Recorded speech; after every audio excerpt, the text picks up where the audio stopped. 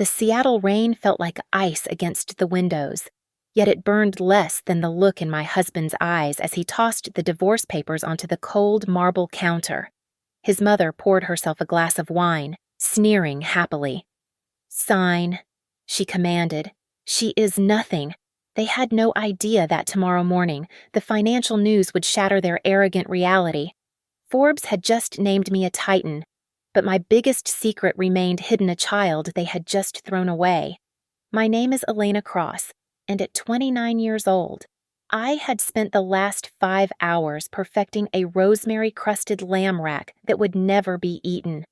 The sprawling villa on the outskirts of Seattle felt more like a mausoleum than a home, the silence amplifying the rhythmic drumming of the rain against the floor-to-ceiling windows.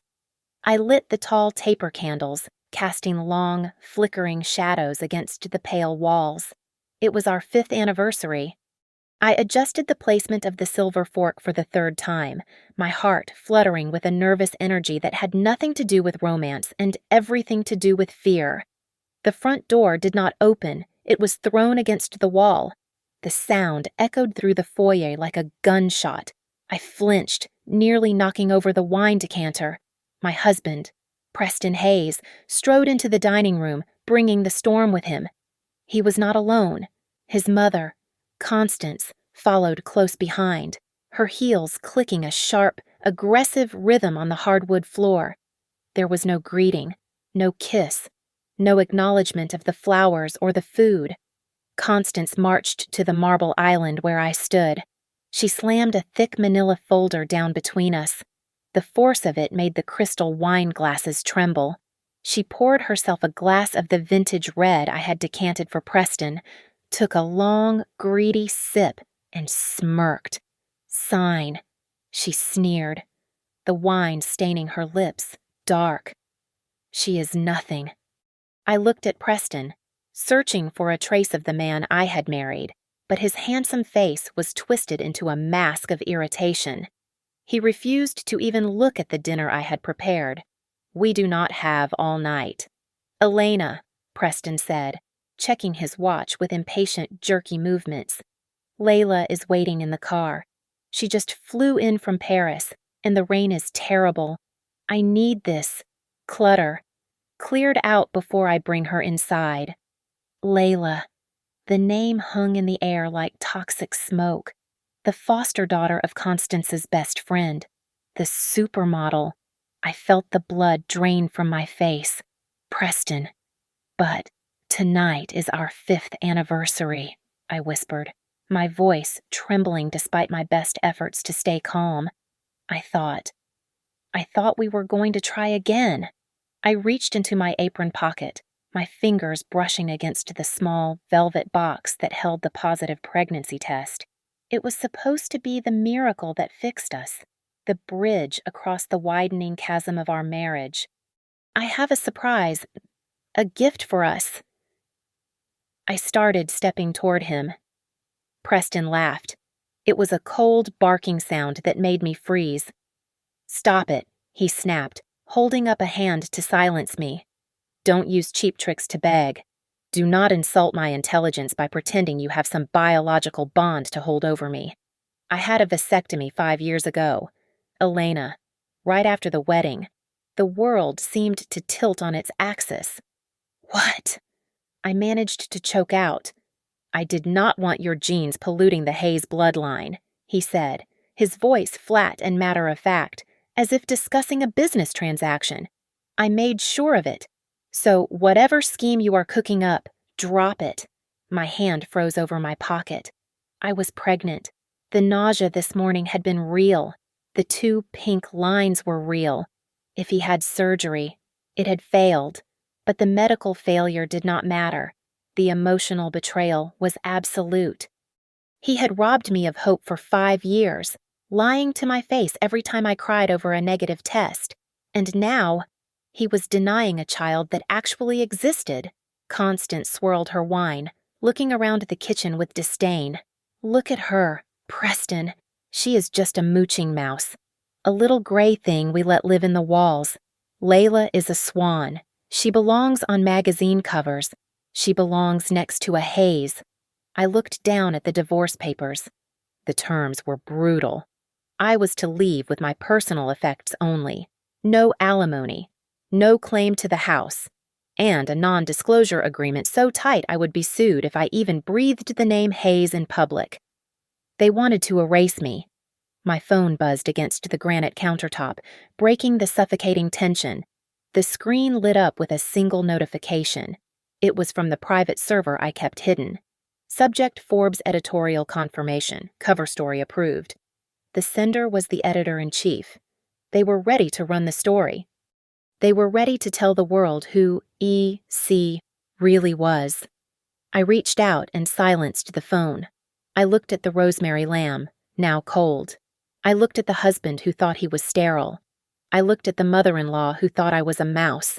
The tears that had been threatening to spill simply evaporated. They were replaced by a cold, hard clarity. I stared at the black ink of the divorce decree, my mind drifting back to the day this sham of a marriage began. It was never about love. It was a transaction, a cheap way to clear a debt of conscience. My father had been the Hayes family chauffeur for 30 years, a loyal servant who died pulling Preston's father from a burning wreck. They gave me a wedding ring instead of a severance package, treating me not as a daughter-in-law, but as a glorified, unpaid nanny who they hoped would breed out the commoner from their bloodline. For 5 years, I played the part. I cooked their meals, ironed their silk shirts, and lowered my head when they spoke. They saw a dull, submissive housewife. They had no idea that while they slept, I built empires. Every night, after scrubbing their messes, I retreated to the guest room closet. There, under the glow of a single monitor, Elena Cross ceased to exist, and E.C. was born. I was the ghost architect for Orion Corp., their greatest rival. The plans for the new waterfront district, a project worth billions of dollars, were currently sitting on the hard drive of the battered laptop they allowed me to keep. I had designed the skyline of the future while they treated me like a relic of the past. The front door opened again, bringing a gust of wet wind and the scent of expensive perfume. Layla swept in, shaking raindrops from her coat like diamonds. She was stunning, I had to admit, wrapped in a trench coat that cost more than my father made in a year. "Oh," Layla exclaimed, pressing a manicured hand to her chest in mock surprise. Is she still here, Preston? Darling? I thought you said the house would be clean." She looked at me as if I were a stain on the rug. "We are finishing it now," Preston said, his voice softening as he turned to her. He looked back at me, his eyes traveling over my faded gray cardigan and worn leggings. Then he looked at Layla, glowing in her haute couture. The contrast was deliberate and cruel. You can see why this was necessary. "Layla, some people just fade into the background. You were born to shine." I felt the weight of the velvet box in my pocket again. My instinct was to scream the truth, to tell him that his surgery had failed, that he was abandoning his own flesh and blood. But then I looked at his sneer. I looked at Layla's predatory grin. If I told him about the baby now, after he claimed he was sterile, he would drag me through the mud. He would accuse me of adultery. He would make my life hell. Good, I thought, a sudden wave of protective calm washing over me. Let him think I cheated. Let him think he is right. It is the only way to keep my child safe from these monsters. I picked up the pen. I did not hesitate. I slashed my signature across the line with such force that the nib tore through the thick paper, leaving a jagged scar on the page. "There," I said, my voice steady. "I have one condition." Constance rolled her eyes. "We are not giving you money. Elena, I do not want your money," I said, pointing to the cracked laptop sitting on the kitchen counter. "I want my computer. That is all." Constance threw her head back and laughed, a shrill, ugly sound. "That piece of junk. Take it. Maybe you can use it to apply for a cashier job at the grocery store. It is all you are qualified for." I grabbed the laptop. clutching it to my chest like a shield. It contained the future of architectural design, but to them, it was trash. Fitting.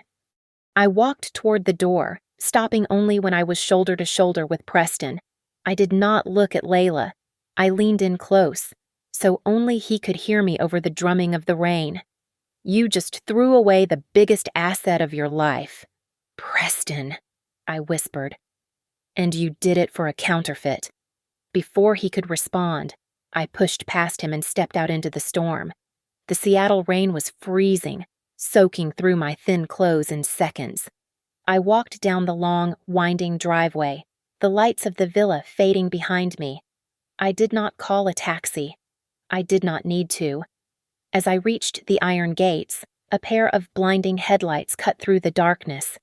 A sleek, black Rolls-Royce Phantom purred to a stop beside me.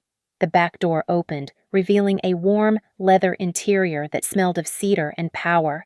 The driver, a man in a crisp suit, stepped out with an umbrella, shielding me from the downpour with a reverence the Hayes family had never shown me in 5 years. I climbed inside, leaving the cold behind. The man sitting in the shadows of the back seat was Maddox Kane. At 32 years old, the CEO of Orion Corp was the only person in the city who could rival the Hayes family in wealth, and the only person in the world who knew the face behind the blueprints. He looked at me, his dark eyes sweeping over my soaked clothes with an intensity that burned hotter than the heater. "You are freezing," Maddox said, his voice a low, steady rumble. He reached into a compartment and handed me a plush, warm towel. "Dry yourself. Elena." As I wiped the rain from my face, he slid a document across the leather seat. It was a printer's proof, the ink still smelling fresh. My breath caught in my throat. It was the cover of Forbes, scheduled for release next month. The headline was bold and undeniable. E.C. The shadow architect revealed the woman reshaping America's skyline. "You are free," Maddox said softly, watching my reaction closely. "Tomorrow, let the whole world know who you really are, and about the baby. I will protect you both." I looked up sharply, my hand instinctively moving to my stomach. I had not told a soul. "How did you know?" I whispered. "I notice the things Preston chooses to ignore," he replied, his gaze gentle but firm. "Do we have a deal?" I looked at the magazine cover, then back at him. Yes, let's teach them a lesson. While I was being driven toward a new life, the villa I left behind was descending into a cold silence. Preston sat in the living room, staring at the empty coaster on the table. For 5 years, there had always been a cup of hot herbal tea waiting for him on rainy nights. Tonight, there was nothing. "This lighting is terrible," Layla complained from the hallway, tilting her head to find the perfect angle for a selfie. "Preston, we need to redo this entire foyer. It is so dated." Constance paced the floor, clutching a glass of wine. "Forget the foyer," she snapped. The stock dropped another 2% today. "Preston, you need to announce the engagement tomorrow morning. We need a headline to stop the bleeding." "Fine," Preston muttered, rubbing his temples. He felt a strange, gnawing emptiness in the house, a void that Layla's chatter could not fill, but he pushed it down. The next morning, Preston got his headline, but it was not the one he wanted. He woke up to his phone vibrating violently against the nightstand. 17 missed calls from the board of directors, groggily. He grabbed the remote and turned on the financial news. "Breaking news," the anchor announced, her voice echoing through the master bedroom. "Orion Corp has just revealed their new creative director and secret majority shareholder, Elena Cross." The porcelain cup slipped from Preston's fingers, shattering against the hardwood floor and splashing hot coffee across his bare feet. But he did not even flinch. His eyes were glued to the television screen, paralyzed by the image of the woman he had discarded less than 24 hours ago. Elena stood behind the podium at the Orion Corp press conference, looking regal in a sharp, tailored suit that cost more than Layla's entire wardrobe. She commanded the room with a terrifying grace, her voice steady as she outlined a vision that would revolutionize the city. She was not the mouse who silently dusted his trophies. She was a queen. His phone screamed on the nightstand, breaking the trance. It was Constance. "How is this possible?" his mother shrieked the moment he answered, her voice trembling with a mix of panic and fury. "That mouse E. See, it is impossible. She only knows how to cook chicken soup. She must have slept with Maddox to get that position. You have to fix this." Preston. But the damage was already done. On the bottom of the screen, the ticker showed the Hayes Group stock plummeting in free fall. The market was ruthless. Investors had realized that the architectural brilliance behind the Hayes Group's most successful projects over the last 3 years had just walked out the door. From the guest room, the sound of breaking glass echoed through the hallway. Layla was screaming, smashing vases and tearing at throw pillows. Her engagement announcement, the moment she had been waiting for to cement her status, was now irrelevant. No one cared about a model when the ghost architect of the century had just revealed herself. Preston hung up on his mother and scrambled into his clothes. He had to see her. He had to make her stop. He drove to the Orion Corp headquarters like a madman, running 2 red lights. He marched toward the glass doors, but 2 massive security guards stepped in his path, their faces impassive. "Mr. Hayes," one of them said, blocking his way with a heavy arm. "You are not on the list." "I am her husband," Preston shouted, his composure cracking. "Tell her I am here. Tell her." The glass doors slid open, but it was not Elena who walked out. It was Maddox Kane. He stood at the top of the stairs, looking down at Preston with a pitying smirk. "Ex-husband." Maddox corrected him, his voice smooth and dangerous. "And I wanted to personally thank you, Hayes.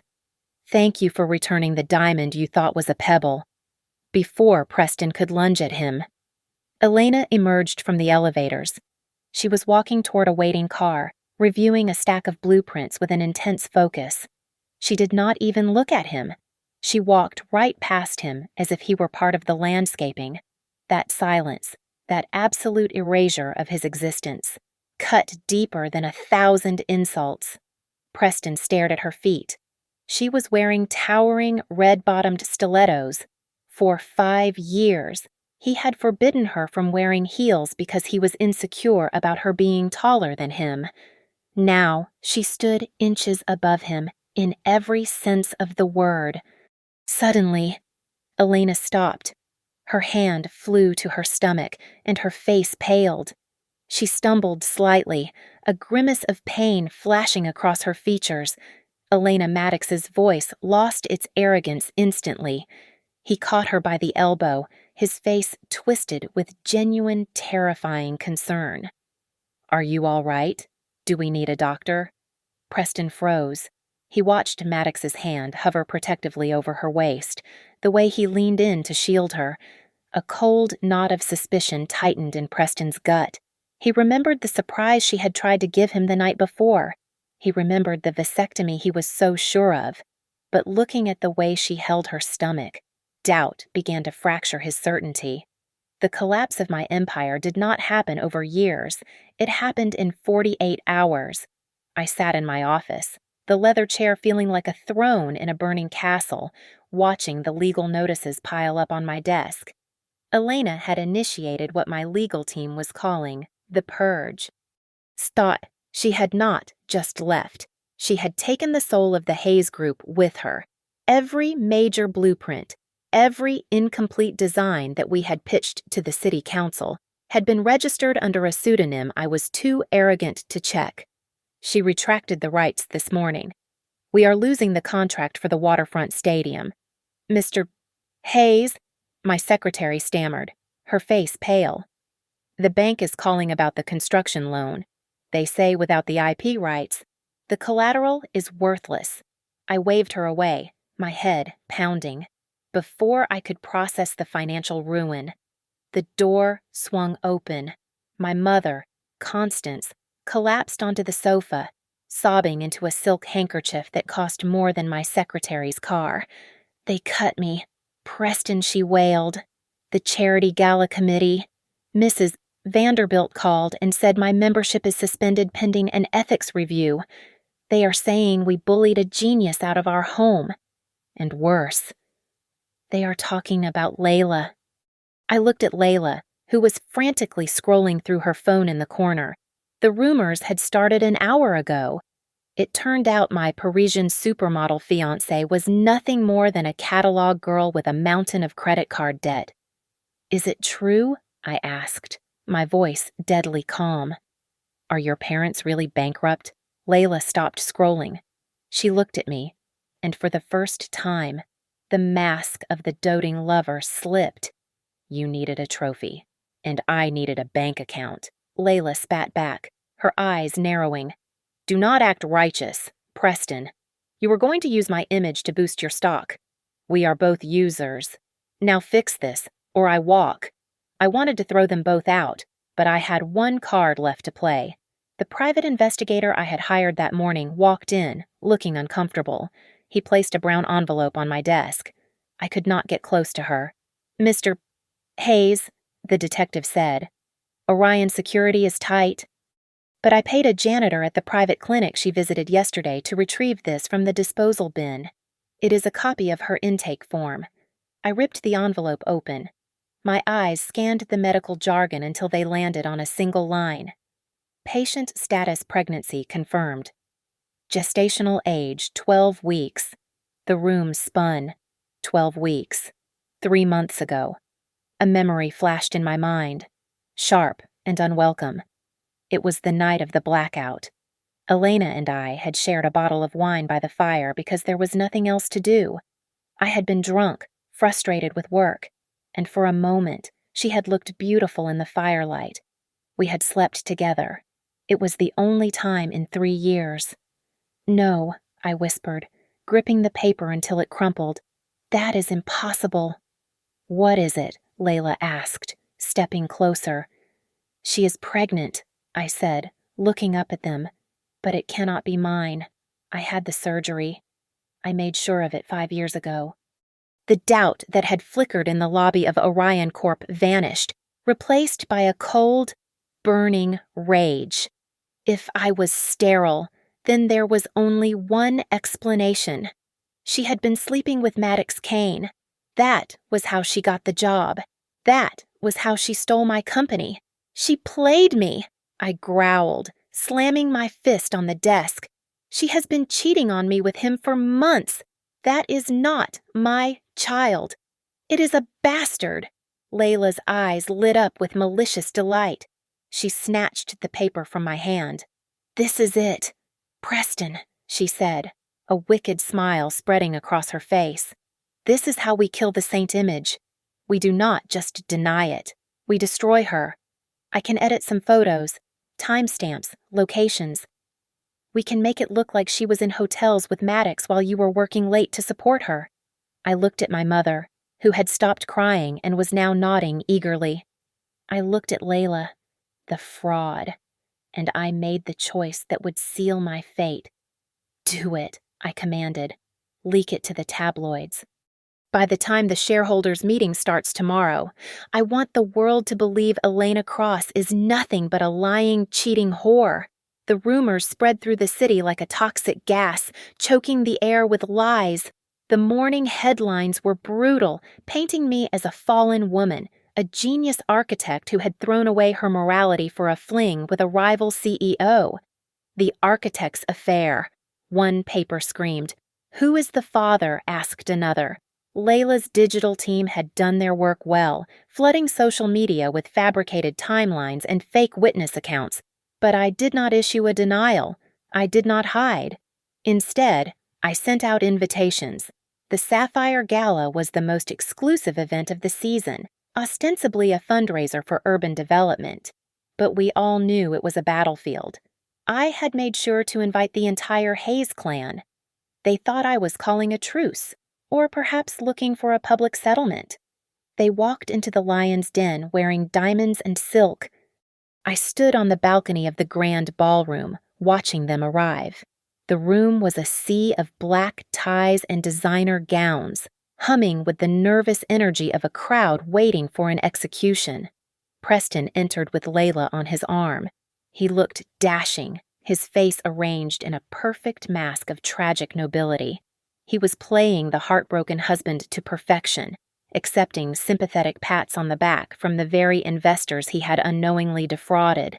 Maddox stood beside me, his knuckles white as he gripped the brass railing. He looked ready to tear Preston apart with his bare hands. "You do not have to do this, Elena," Maddox said, his voice tight with suppressed rage. "I can destroy them financially with a single phone call. You do not need to stand in front of them."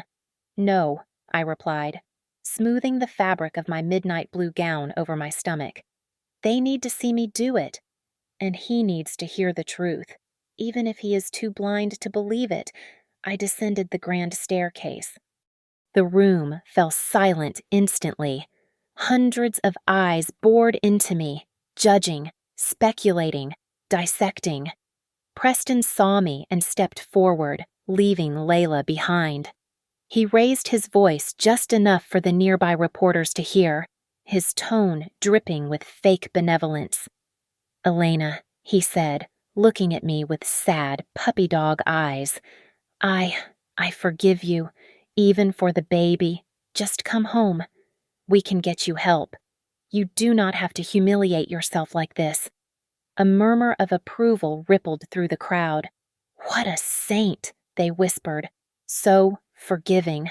I walked past him as if he were a ghost and took the microphone on the stage. I looked at the sea of faces, took a deep breath, and signaled the technician. The massive LED screen behind me, which had been displaying harmless charity logos, suddenly shifted. It did not show photos of Layla or texts from Maddox. It showed spreadsheets, bank statements, wire transfers to offshore accounts. And at the bottom of every damning document was one signature: Preston Hayes. "The Hayes Group has not just been struggling with market trends," I announced, my voice echoing clearly through the stunned silence. "For 3 years, they have been systematically embezzling funds from the city's infrastructure budget to cover their personal debts. The evidence you see behind me has already been sent to the district attorney." The room erupted into chaos. Flashes from cameras blinded us. Preston's face went from tragic to terrified in a heartbeat. The color drained from his skin, leaving him looking like a corpse. "That is a lie," he shouted, his voice cracking as he pointed a shaking finger at me. "She is lying to cover up her affair. What about the baby?" "Elena, tell them about the bastard you are carrying. Tell them about your sin." I looked down at him from the stage, feeling a strange, hollow sense of pity. "There is no affair. Preston," I said softly into the microphone, my voice trembling slightly. "And regarding the child, this baby does not need a father who does not believe in its existence." Constance let out a feral shriek. She broke away from the crowd and charged at the stage, her face twisted into a mask of pure, ugly hatred. "You ungrateful witch," she screamed, clawing at the air. "I will kill you! I will!" She reached for the hem of my dress, but 2 burly security guards intercepted her, dragging her back as she kicked and cursed. It was a humiliating spectacle, the grand matriarch of the Hayes family reduced to a brawling fishwife. "One last thing," I said, cutting through the noise. "As of this morning, Orion Corp., through its subsidiaries, has acquired 51% of the outstanding shares of the Hayes Group. I am not just your ex-wife, Preston. I am your boss." Preston fell to his knees. It was not a figure of speech. His legs simply gave out. He stared at the floor, the realization crashing down on him with the weight of a collapsing building. He had lost his wife. He had rejected his own child. And now, he had lost his legacy. The adrenaline that had sustained me for 48 hours suddenly evaporated. The lights of the ballroom became too bright, blurring into streaks of white and gold. The floor seemed to tilt aggressively to the left. I tried to reach for the podium to steady myself, but my hand grasped only air. Elena. I heard Maddox's voice, panicked and raw, but it sounded like it was coming from underwater. The last thing I felt was his strong arms catching me before the darkness took over completely.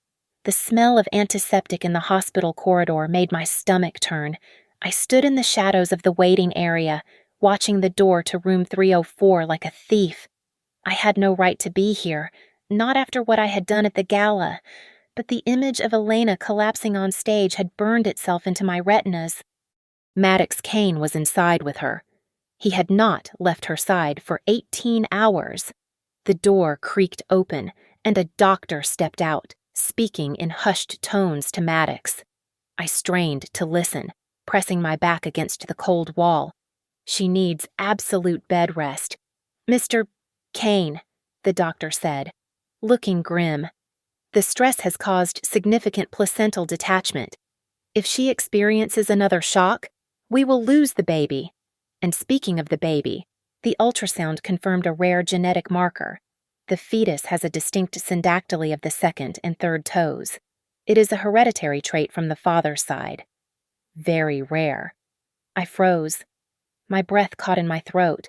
I looked down at my expensive leather shoes. Inside them, on my left foot, my second and third toes were partially webbed. It was a birth defect I had hidden my entire life. Thank you, doctor, Maddox said quietly. I will make sure she rests. I staggered backward, my mind racing. If the baby had my toes, the baby was mine.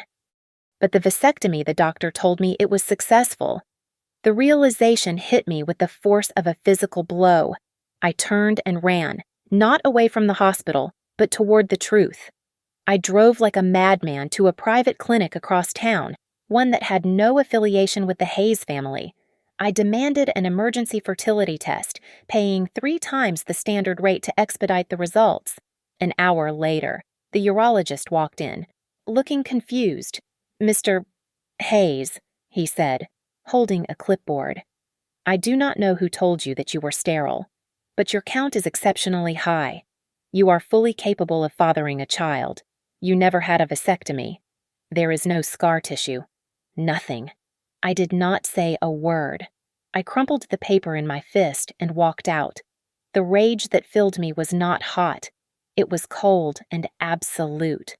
When I kicked open the doors of the Hayes villa, Constance and Layla were sitting in the living room, drinking tea as if the world hadn't ended. Layla looked up, annoyed. Preston, finally, Layla said, rolling her eyes. Have you fixed the stock price yet? I walked over to the antique vase on the mantel, my mother's favorite, and swept it onto the floor. It shattered into 1,000 pieces. Get out, I said to Layla. Excuse me. She laughed nervously. I said, get out, I roared, my voice shaking the walls. You knew, didn't you? You knew I wasn't sterile. You knew Elena was telling the truth. Layla flinched, her face pale. Constance told me. She said it was better this way. I turned to my mother. Constance was trembling, clutching her pearls. Why, I whispered, my voice breaking. Why would you lie to me about my own body? Why would you make me kill my marriage? Constance fell to her knees, sobbing. I did it for the family. Preston, I paid Dr. Aris to fake the surgery. I wanted to control when we had an heir. I did not want that. That nobody to have a hold over you until she proved she was loyal. I was protecting the bloodline. You didn't protect the bloodline. I spat, looking down at her with pure hatred.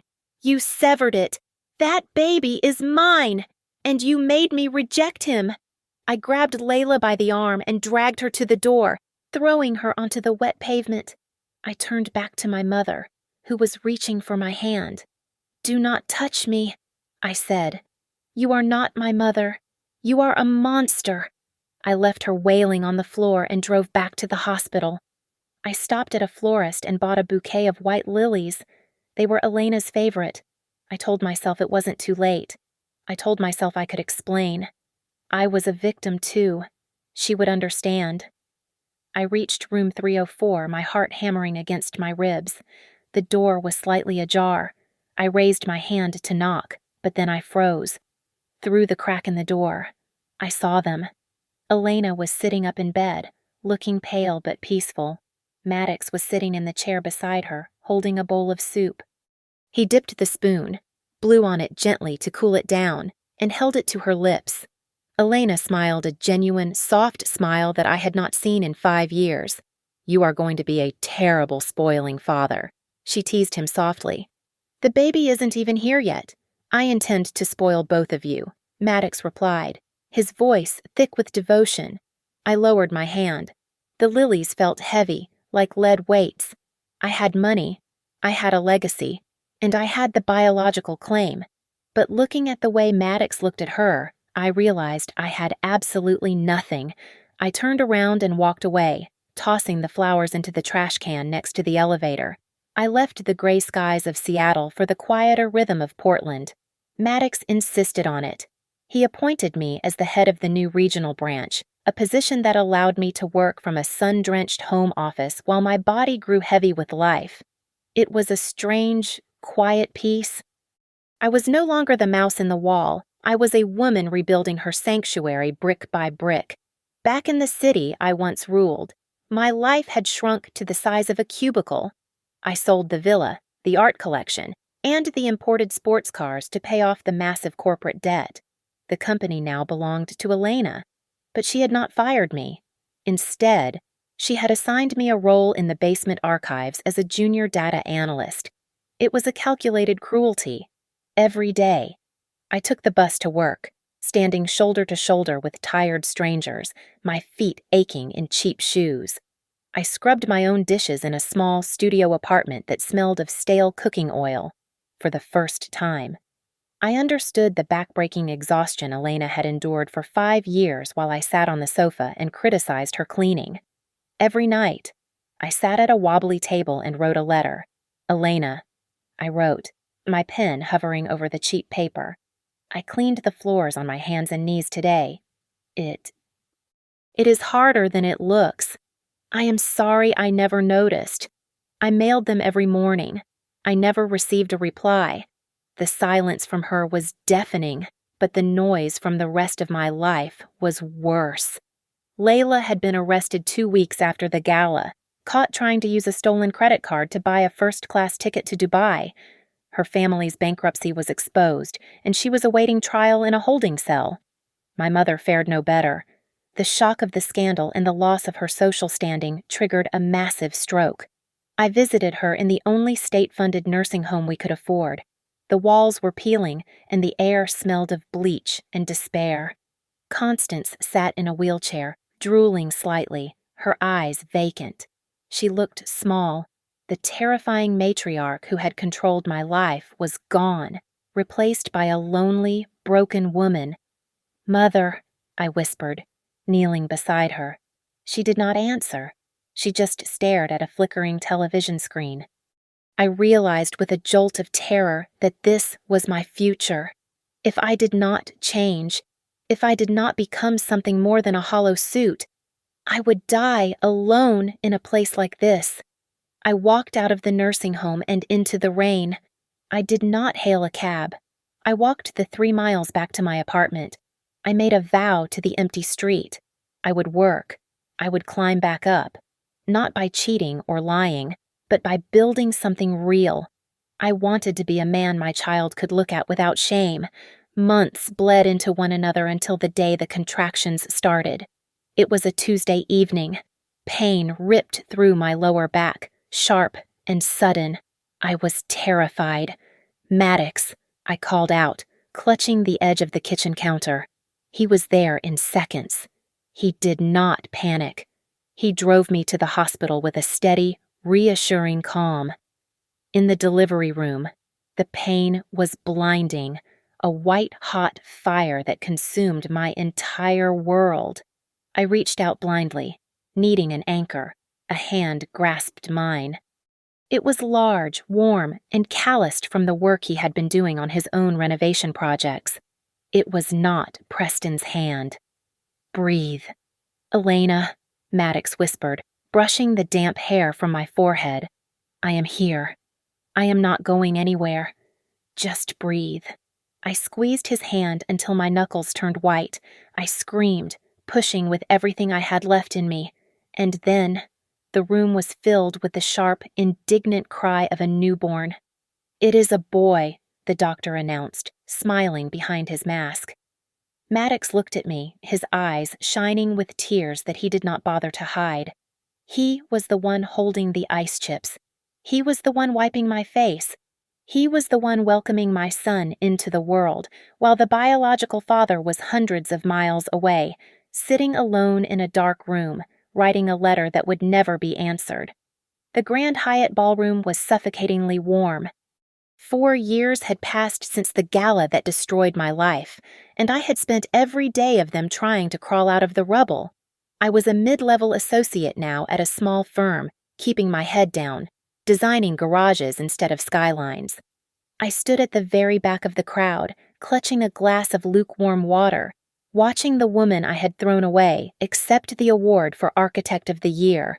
Elena looked radiant, her confidence shining brighter than the spotlight, but she was not alone. A small figure darted onto the stage, tugging at the hem of her silver gown. The audience laughed warmly. My glass slipped from my hand, shattering on the carpet, but the sound was drowned out by the roaring in my ears. The boy was 4 years old. He had messy dark hair and eyes that were so familiar it felt like looking in a mirror. He was a perfect miniature of me before the world hardened me. I could not breathe. I stumbled out of the ballroom, gasping for air, and waited in the parking garage. I knew I had no right. I knew I was the villain of this story, but the pull of my own blood was a gravity I could not resist. When she appeared, holding the boy's hand, I stepped out from behind a concrete pillar. "Elena," I croaked. She stopped. She did not flinch. She did not look frightened. She looked at me with a terrifying calmness, the way one looks at a stranger on the subway. I dropped to my knees on the cold concrete. The grit bit into my skin, but I did not care. I did not ask for her back. I knew that ship had sailed the night I let my mother call her a mouse. My voice cracked, tears burning my eyes. I just wanted to see him. Once. I wanted to say I am sorry. For everything. Elena looked down at me. There was no hatred in her eyes. Hatred would have been better. Hatred implies passion. There was only a hollow indifference. "You signed the paper.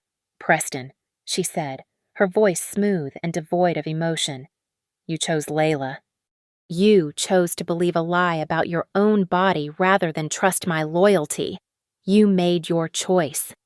The little boy peeked out from behind her legs. He looked at me with wide, curious eyes, but there was no recognition. To him, I was just a crying man in a parking lot. I reached out a trembling hand, desperate to bridge the gap, to touch the small fingers that shared my DNA. "Hello," I whispered, forcing a smile through the tears. I am your... I could not finish the sentence. Heavy footsteps approached from behind me. Maddox Kane stepped into the light. He did not look at me with anger. He looked at me with the absolute confidence of a man who had already won. "Up we go, champ," Maddox said. He swooped down and lifted the boy onto his broad shoulders. The boy squealed with delight, grabbing Maddox's ears. "Daddy," the boy shouted, his laughter echoing off the concrete walls. "Look, I am taller than you." The word crushed the air out of my lungs. I stayed on my knees, watching them. Maddox adjusted the boy's jacket, then wrapped his free arm around Elena's waist. They turned toward their car, a complete, unbreakable unit, leaving me kneeling in the grease and dirt, reaching out to a ghost that had never known my name.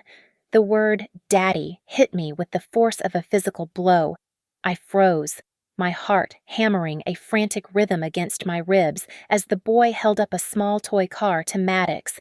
He beamed with a trust and adoration that I had never earned, his voice echoing in the concrete cavern of the parking garage. Maddox looked down at me. There was no malice in his expression, only the weary patience of a man dealing with an obstacle. He did not look like a rival anymore. He looked like a protector. "Step aside for my family."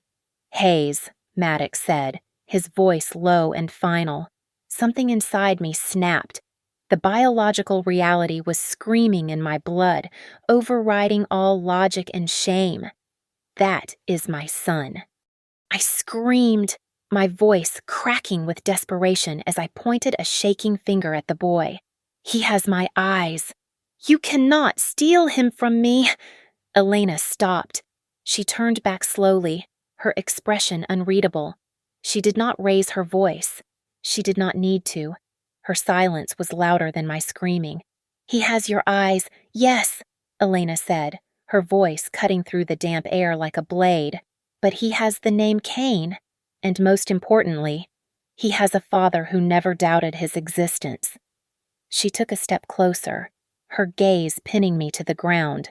"Maddox adopted him legally the day he was born." She continued, delivering the final verdict. "To my son. Maddox is his father. You are just a stranger in a parking lot." My legs gave out. I collapsed onto the cold, oil-stained concrete. I watched them get into the car. I watched Maddox buckle the boy in with gentle hands. I watched the taillights fade into the distance. The punishment was not the bankruptcy. It was not the loss of the company. It was seeing my own reflection, my own flesh and blood. Look at my enemy and call him Dad. Miles away, inside the sterile walls of the nursing home, Constance sat in her wheelchair. The television in the common room was blaring the evening news, showing a clip of Elena holding her award, smiling and vibrant. A single tear rolled down my mother's cheek, tracing a path through the wrinkles of her regret. There was no one there to wipe it away? I stood up under the flickering street lamp, alone in the silence. My hands were trembling as I reached into my wallet. I pulled out a folded, worn piece of paper. It was the divorce decree I had forced her to sign 5 years ago. I had kept it as a reminder of my victory. But now, staring at the crumpled edges, I realized it was just a receipt for the stupidest mistake of my life. I let it drop into a puddle, watching the ink bleed into nothingness. Across the city, a warm light spilled out onto a front porch. Elena, Maddox, and their son walked up the steps together, laughing at a private joke. They stepped inside, and the heavy oak door clicked shut, locking the warmth in and keeping the cold, dark, past outside forever. Thank you so much for listening to this story. Please let me know in the comments where you are tuning in from so we can share our thoughts together. Don't forget to subscribe to the Lily Revenge Stories channel, like this video, and hit that hype button so this story can reach even more people.